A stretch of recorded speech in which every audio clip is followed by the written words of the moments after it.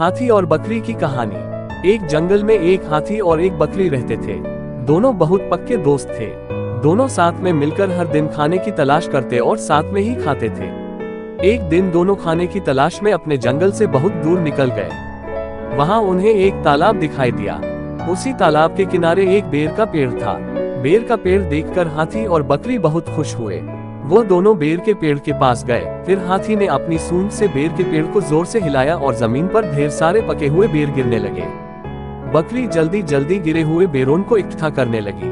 संयोगवश उसी बेर के पेड़ पर एक चिड़िया का घोंसला भी था, जिसमें चिड़िया का एक बच्चा सो रहा था और चिड़िया दाने की खोज में कहीं गई हुई थी। बेर का पेड़ जोर से हिलाने के कारण चिड़िया का बच्चा घोंसले से बाहर तालाब में गिर पड़ा और डूबने लगा।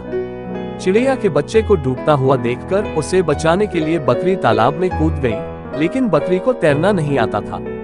इस वजह से वह भी तालाब में डूबने लगी। बकरी को डूबता हुआ देखकर हाथी भी तालाब में कूद गया और उसने चिड़िया के बच्चे और बकरी दोनों को डूबने से बचा लिया। इतने में चिड़िया भी वहां पर आ गई थी और वह अपने बच्चे को सही सलामत देखकर बहुत खुश हुई। उसने हाथी और बकरी को इसी तालाब और बेर के पेड़ के पास रहने के लिए कहा।